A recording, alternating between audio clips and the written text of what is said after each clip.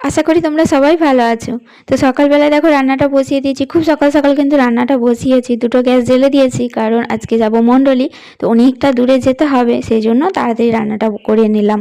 আর কুহুসোনাকে সামলানো, দুটো গ্যাস জ্বেলেছি সেগুলো, আবার দেখো এদিকে সবজি সামলানো, মানে মুখের কথা নয়, যেন মনে হয় একটা যুদ্ধ। তো কুহুসোনাকে কিছুতেই মানে সরাতে পারছিলাম না, ও যেই আমার কাছে দাঁড়াবে আর ওই সবজি তারপর মাছ মানে ওইগুলোতে হাত দেবে। তো কোনো রকমে ওকে সামলে একটা করলাম, তারপর হচ্ছিল না, অবশেষে ওকে একটু ঠেলে মানে একটু দূরে সরিয়ে দিলাম, যে তুমি যাও না, এখন আমি রান্নাটা করে নিই।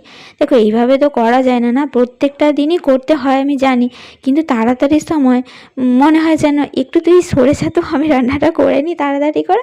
তো যাই হোক, মেয়েকে তো আর বকতে পারবো না। তো ওকে একটা হাম দিলে ও একদম হাসি মুখ ভরিয়ে দেয়। তো ওকে বললাম যে তুমি একটু বসো, আমি রান্নাটা করে নিই। তারপর দেখো ওকে বসিয়ে দিয়েছিলাম। তো চলো বসে বসে কী করছে একটু তোমাদের সাথে শেয়ার করি, তোমরা পুরো ভিডিওটা দেখতে থাকো।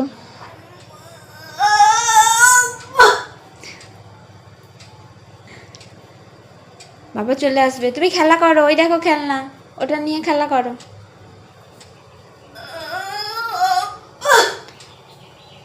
আরো জোরে ডাকো, আরো জোরে ডাকো, তাহলে ছুটে চলে আসবে বাবা, বাবা ছুটে চলে আসবে তোমার কাছে।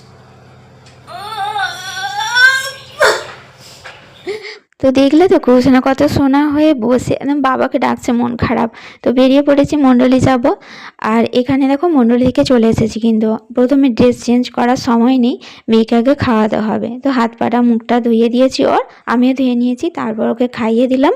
আর খাওয়াতে খাওয়াতে কত কথা বলতে হয় কুহুর সাথে, মুখ বন্ধ করে থাকলে ওর ভালো লাগে না। আমি তো সবসময় বকতে থাকি, আর মেয়েও তো হাসতে থাকে, আর মাঝে মাঝে ভোজন করি, এটা ওটা বলি আর কি। তো তুমি মাছ খাবে, তুমি ভাত খাবে আর একটু, এভাবে বলতে থাকি আর কি।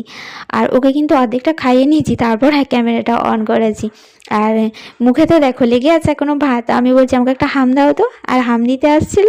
তো একটু হাসি হাসি হলো মেয়ের সাথে, এরকম হাসি ঠাট্টা, কিছু সিরিয়াস কথা, সব রকমই বলতে থাকি।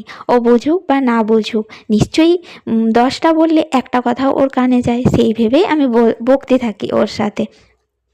আর বাড়িতে একজন এসেছে, ওর খুব প্রিয় কিন্তু কুহুসোনা, তার সাথে খুব মানে দুজনে বেশ ভাব আছে দেখেছি। তো এটা আমার শাশুড়িমার দিদি, মানে মাসি হয়। তো দেখো ওনারা শাক তুলতে গিয়েছিল, আমি যখন বাড়ি আসলাম তখন কেউ ছিল না, ওনারা শাক তুলতে গেছে, ওই দেখো কত আদর দেখেছো। তো মাসি তো শাক বাজছিল, আর কুহুসোনা কিন্তু অনেকটা শাক নষ্টও করেছে।